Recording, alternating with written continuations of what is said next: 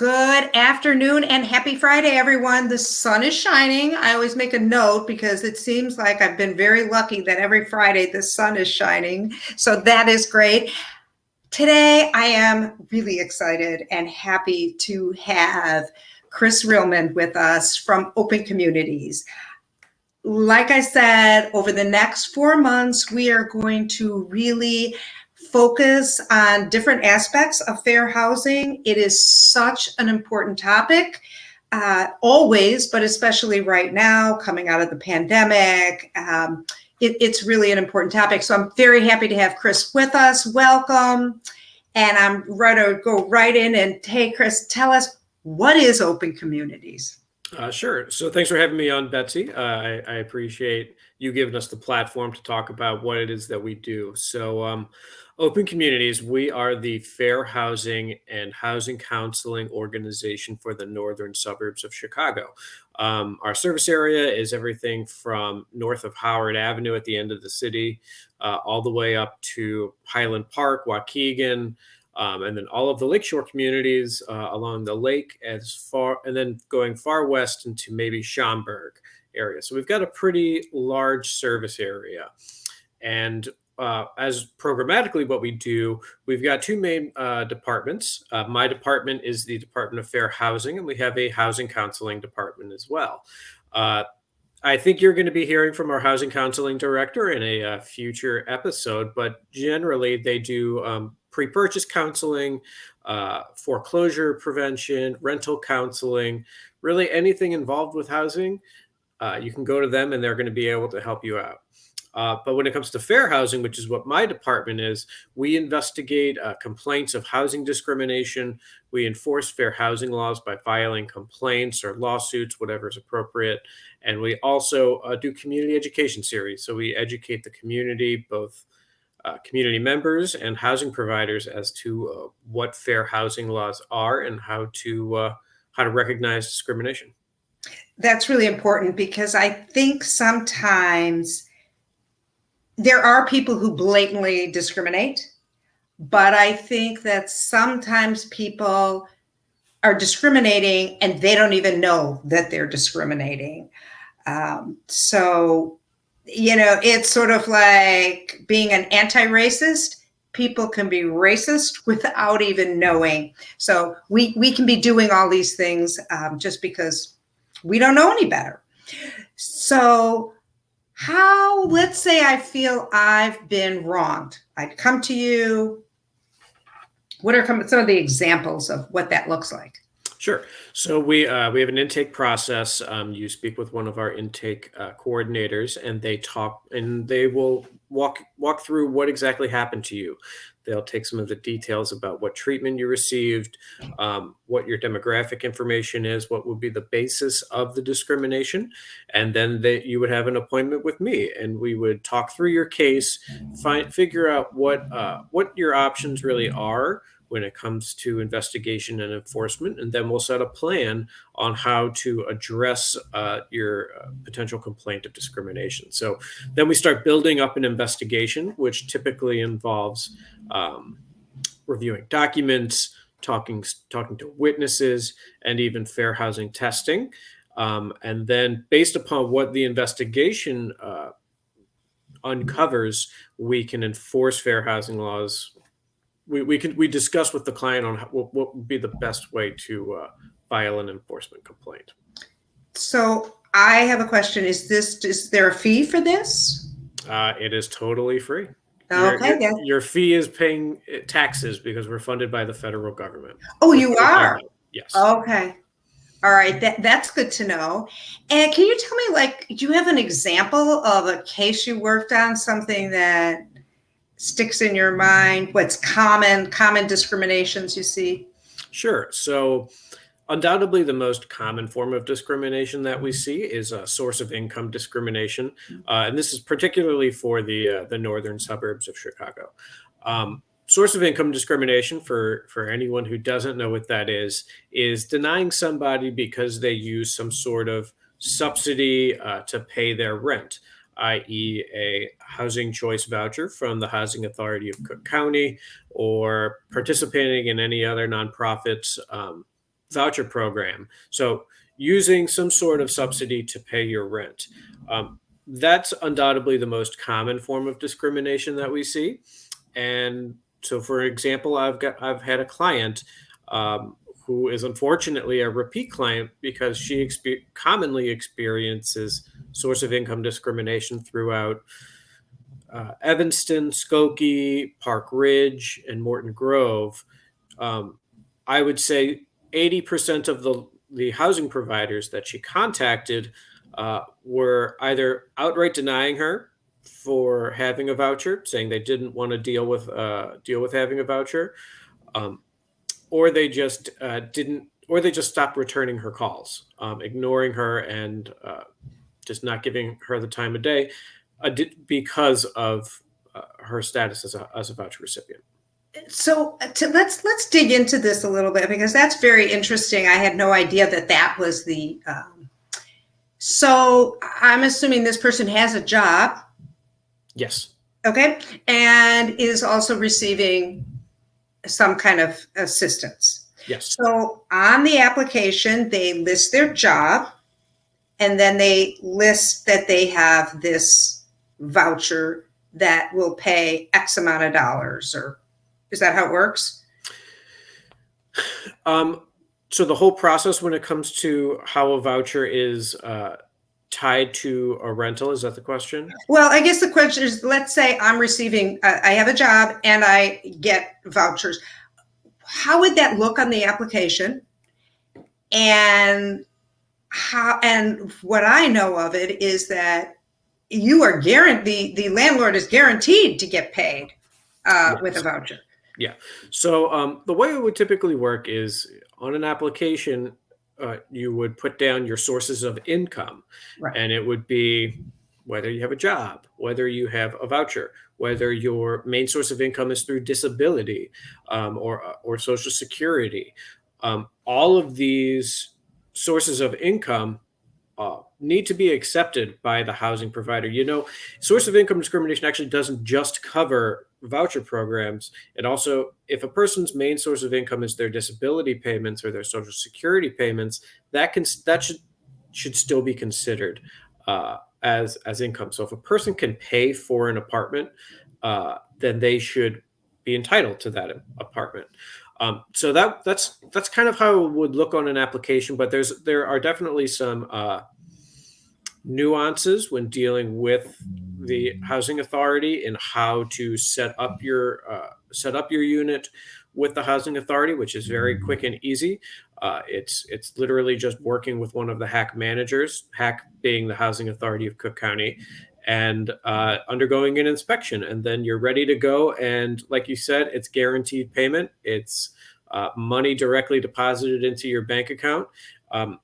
You know, you'd think that housing providers would be chomping at the bit to get a situation like this, especially during the pandemic, because this is guaranteed income. At no point during the pandemic did the housing authority stop paying rent. A lot of other people who didn't have vouchers, they did. So it definitely gives housing providers some security in their rental payments.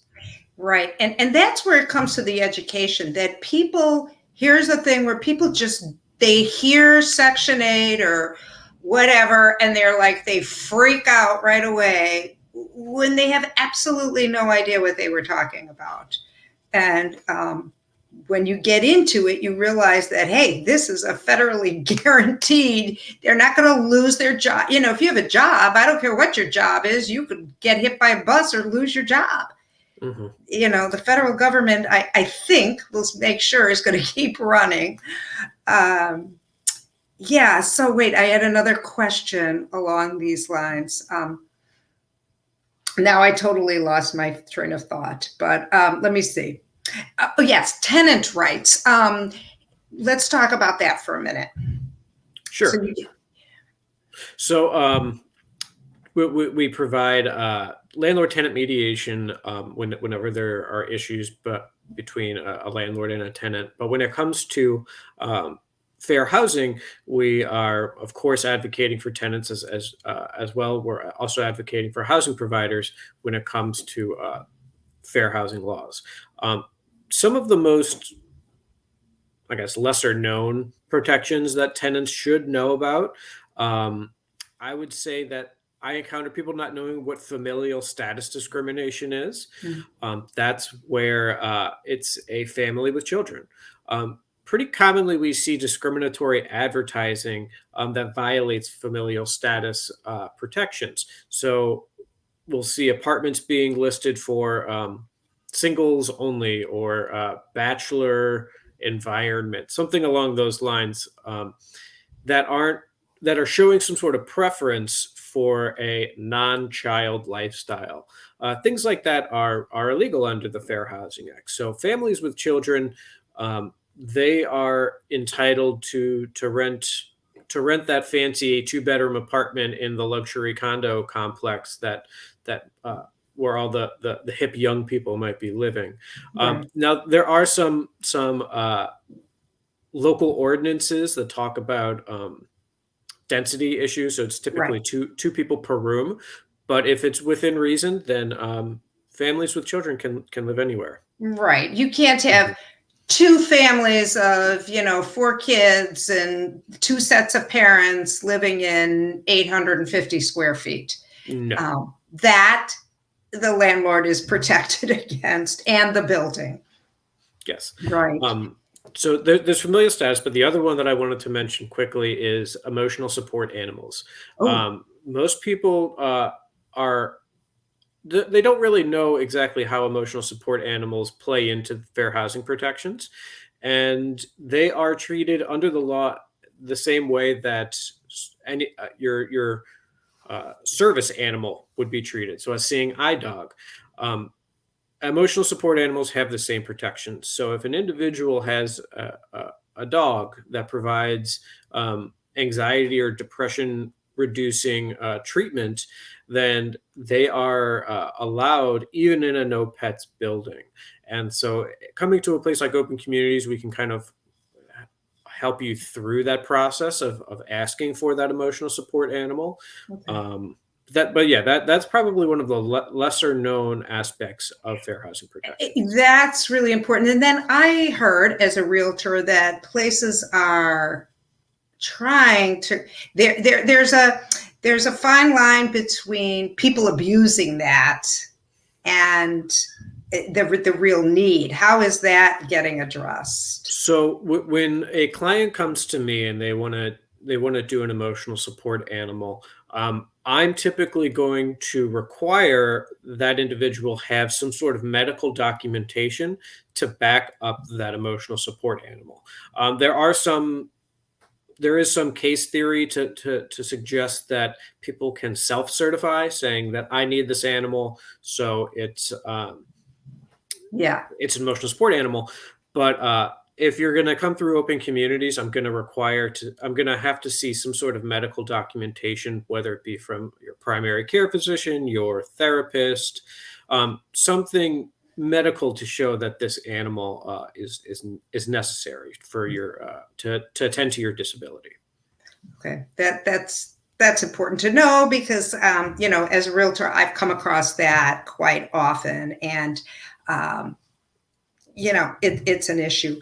Um, I also wanted to ask you, now that the moratoriums are over, how are we seeing, have you seen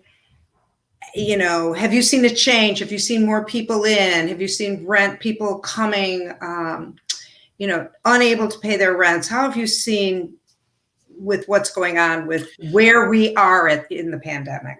So that's going to be an amazing question for our housing counseling director. Okay. So I don't deal too much with the eviction side of Okay. housing. I'm dealing primarily with housing discrimination. So it does play into it a little bit because with the moratoriums ending, it's increasing movement of populations, people moving out, people moving in, um, housing providers sometimes being a bit more aggressive in kicking out or evicting some of their clients. So it can trigger fair housing protections. Right. And so we have seen a small uptick, but in fair housing complaints. But I expect to see more over the next Over. 6 to 12 months. And what I noticed, and correct me if I'm wrong, I had a few rentals, people selling their homes and wanting to go into rentals, and it was impossible to get people in, and there was a lot of you know, negotiate, you had to be the first one in line, and you had to come with, you had to offer to pay more. It was the same thing like in, when people were overbidding. And I saw an uptick in, I had people blatantly say, well, I'm going to just decide who I rent to. So that can be a very slippery slope, because you might be showing preference for one person over the other, and that might not be legal. And kind of like you said at the beginning, some people might be discriminating and not know it, and that's definitely a way that happens. You need to really be careful, and take any sort of bias out of it, because you might be violating fair housing law, even if you're not intending to discriminate. You don't always need discriminatory intent to violate the Fair Housing Act. It can occur. Excuse me. It can occur even if that's not what you intended. Right. Which is your education part, that it's important to get out into the communities to teach everyone what to keep their, when they're involved in housing, what is legal and what is not. Yeah. And I'm going to take this opportunity to do a shameless plug. We've actually got 2 upcoming workshops, Okay. again, which are free. One's going to be on October 13th from 6 to 7 p.m. And the next is on October 29th from 1 to 2 p.m. And you can find more information about that at our website, open-communities.org. Again, it's free to sign up, and you're going to learn a whole lot about housing rights. And tell me, are these in person or virtual or both, or what? These are going to be virtual trainings. Oh, great. So that's great. Anybody that's interested, you should sign up for those. And it's open-communities.org. So it's not complicated. And I hope that people visit your website and to learn more. And anything else, any other parting words about housing fairness? Not really. I just, one of the things that I like to tell housing providers when they ask, how can I avoid violating the Fair Housing Act? And I think I touched on this earlier, but really it's what I call the golden rule of fair housing. And it's just to treat everybody the same, regardless of the situation. Have a policy and stick to it. Don't deviate from that policy. Don't give breaks to one person over another. Don't punish one person for any sort of reason. Just have a policy and stick to it. And 9 times out of 10, you're going to be on the right side of fair housing law. So that would be my kind of parting wisdom for any of your listeners. That's great. Well, thank you so much. And thank you for taking the time to do this. And again, if anybody needs any information, you can certainly reach out to me, phone, text, email, my YouTube channel, or Chris, anyone at Open Communities, and they would be happy to help you. They're a great organization, very friendly and available. And just touching on that really quickly, Betsy, is we want to be a resource for not only the community members, for potential apartment renters, people who experience discrimination, but we are here for housing providers as well. I want people to feel comfortable coming to me and asking questions. And you're not going to get in trouble if you're unsure about a situation and you want some guidance. So we're always here to help and answer questions. And again, free of charge. Feel free to give me a call or send me an email. That's great. Thank you so much. And thank you for your service, because fair housing really, housing is so important to let all people live in a respectful and a way, and to have fulfilling lives. So we want to make sure that everybody has the same rights. So absolutely. Thank you again. All right, everybody, have a great week. And next month, we will have another episode with Open Communities, because there's lots to talk about. Bye now.